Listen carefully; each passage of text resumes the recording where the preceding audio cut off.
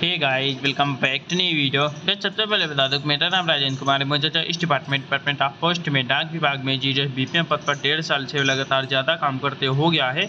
तो जो भी आप लोगों को इन्फॉर्मेशन दूंगा बिल्कुल ऑथेंटिक और सटीक होगी। तो आज की जो वीडियो है इसमें हम लोग जी टेस्ट एमटीएस सिलेबस 2025 के बारे में डिस्कशन करेंगे कि आखिर जी टेस्ट एमटीएस जो 2025 में एग्जामिनेशन होने जा रहा है, अभी नोटिफिकेशन आना बाकी है, तो उसका आखिर सिलेबस क्या होता है। क्योंकि आप सभी लोग लगभग तैयारी करना स्टार्ट कर चुके होंगे।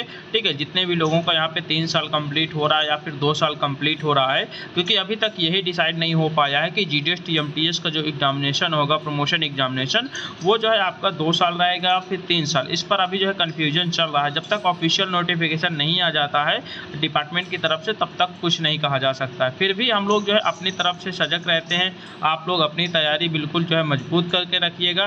भाई नोटिफिकेशन कभी भी आएगा, नोटिफिकेशन जैसे ही आएगा उसके बाद आपके पास टाइम नहीं बचेगा। इस वजह से आप लोग पहले से तैयारी में जुट जाइएगा और आप लोग सिलेबस पूरा जान लीजिएगा कि आखिर जीटीएस टीएमटीएस में क्या क्या जो है यहाँ पे पूछा जाता है, कितने घंटे का एग्ज़ाम होता है, क्या पेपर जो है ऑफलाइन होगा या फिर ऑनलाइन होगा, निगेटिव मार्किंग रहेगी या फिर नहीं रहेगी, पेपर पैटर्न क्या रहेगा, पूरा हम लोग इस वीडियो में पूरा चर्चा करने वाले हैं। तो आप लोग पूरा वीडियो जरूर देखिएगा। अगर मेरे इस चैनल पे नए हो, अगर अभी तक सब्सक्राइब नहीं किया हुआ है तो प्लीज़ चैनल को सब्सक्राइब जरूर कर लें, क्योंकि इस चैनल पे आप लोगों को जीटीएस के रिगार्डिंग पल पल की और ऑथेंटिक अपडेट मिलती रहती है। उससे पहले बता देते हैं, चैनल पे नए हो और प्लेलिस्ट वाले ऑप्शन पर नहीं गए हो तो वहाँ पर आप लोग जाना, आपको बहुत सारी प्लेलिस्ट मिल जाएंगी। जैसे India post GTS, GTS TMTS, postman mail guard, promotion examination, GTS rule थी, ऑनलाइन ट्रांसफर पोर्टल, जीटीएस जनवरी 2025 schedule 1, IPPBC ELC Aadhaar card, salary slip, GTS first document verification, GTS second document verification, GTS जुलाई 2024 vacancy, blocks, Darpan है।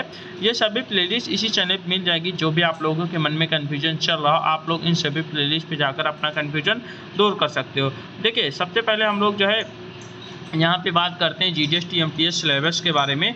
ये syllabus 2024 का हो या फिर 2025 का सेम सिलेबस है, इसमें कोई भी डिफरेंस नहीं किया गया है। ठीक है, जिस प्रकार 2024 में सिलेबस था सेम टू सेम वैसा ही 2025 में सिलेबस रहने वाला है। सबसे पहले आप लोग ये जान लीजिएगा कि आपका जो पेपर होगा वो जीटीएस टीएमटीएस के लिए केवल और केवल एक ही पेपर होगा। ठीक है, पहले आपके 2 पेपर होते थे, लेकिन दूसरे जो पेपर को उसको हटा दिया गया है। पिछले साल जो है 2024 के एग्जामिनेशन से ही हटा दिया गया है। ठीक है, एक नोटिफिकेशन आया था आपका जुलाई में, 10 जुलाई 2024 को एक ऑफिशियल नोटिफिकेशन आया था, जिसमें से आपका जो लैंग्वेज का पेपर होता था, यानी कि लैंग्वेज का मतलब एक जो है लैंग्वेज, लोकल लैंग्वेज का एग्जामिनेशन होता था, उस एग्जामिनेशन उस पेपर को हटा दिया गया है इस जीटीएस एमटीएस से भी, पोस्टमैन मेल गार्ड से भी, और आपके जो है यहाँ पे जो पीएएसए का होता है उसमें से भी हटा दिया गया। ठीक है, यानी कि जो लोकल लैंग्वेज का जो एग्जामिनेशन होता था, पेपर होता था, उसको पूरी तरीके से यहाँ पे हटा दिया गया है। ठीक है, अब केवल और केवल जीटीएस टीएमटीएस में केवल एक ही पेपर होगा, और एक ही पेपर को अगर आप लोग पास कर लेते हो तो डायरेक्ट आप लोग एमटीएस में प्रमोशन ले सकते हो। पेपर 1 के नाम से जाना जाता है। इसमें आपका क्या होता है, टोटल 50 क्वेश्चन आपका पूछा जाता है और 100 नंबर का होता है, यानी कि एक क्वेश्चन आपका 2 नंबर का हो गया। ठीक है, 50 क्वेश्चन जो है 100 नंबर का, एक क्वेश्चन 2 नंबर का हो गया।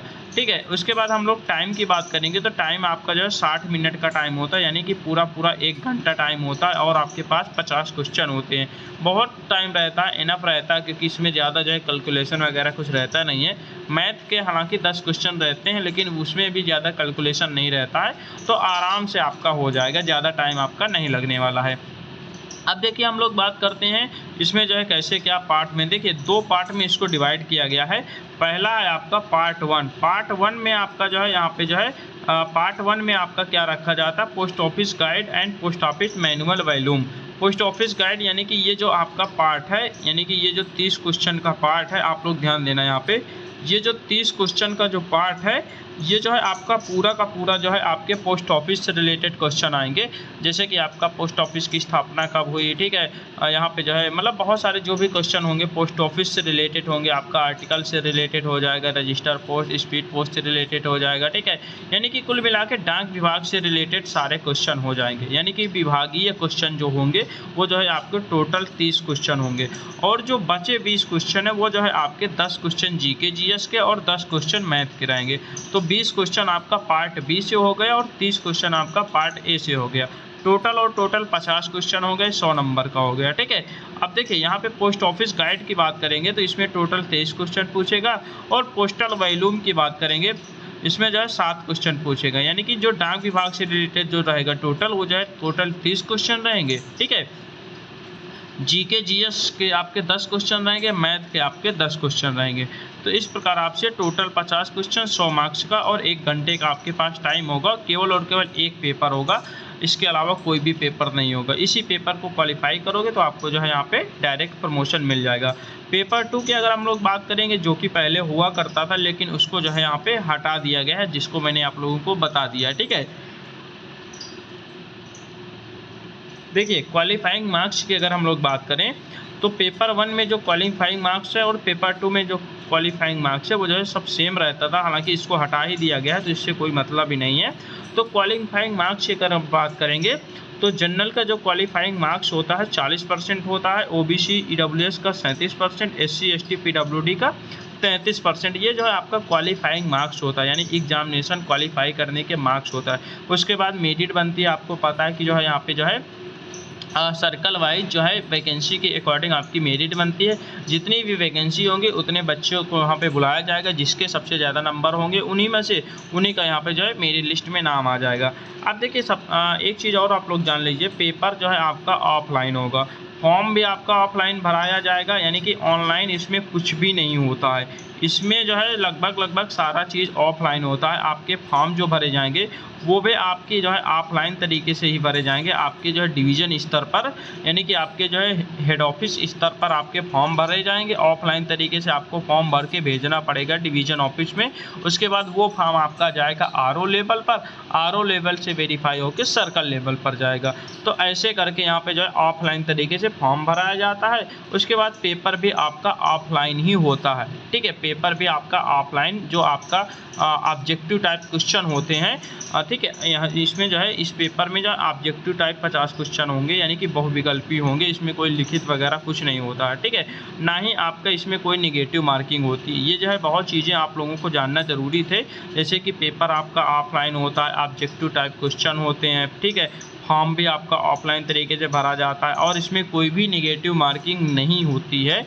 सर्कल लेवल पर या आरओ लेवल पर इसका एग्ज़ाम सेंटर बनाया जाता है। इसमें एग्ज़ाम सेंटर चूज करने का ऑप्शन नहीं होता है, वो ऑटोमेटिकली जो है आरओ लेवल पर आपके जो है यहाँ पे जो है मतलब कि वो सेंटर बनाए जाते हैं। उन्हीं सेंटरों पे आपका ऑफलाइन तरीके से एग्जामिनेशन होता है। ठीक है, तो ये सारी चीज़ें लगभग मैंने आप लोगों को बता दिया। यहाँ पे मैं जो है आपको ऑफिशियल जो यहाँ पे जो है आपका जो है यहाँ पे देख सकते हो ऑफिशियली रूप से जो यहाँ पे है सिलेबस, उसके बारे में भी मैं थोड़ा सा आपको दिखा देते कि इसको भी मैंने लगा दिया, साथ ही साथ मैंने यहाँ पर भी लिख दिया। यहाँ पे मैंने अपने हाथों से इसलिए लिख दिया ताकि आपको समझने में थोड़ा सा आसानी हो। यहाँ पे थोड़ा सा समझने में हो सकता है आपको जो है दिक्कत हो रही हो, इसीलिए मैंने अपने हाथों से लिख दिया है।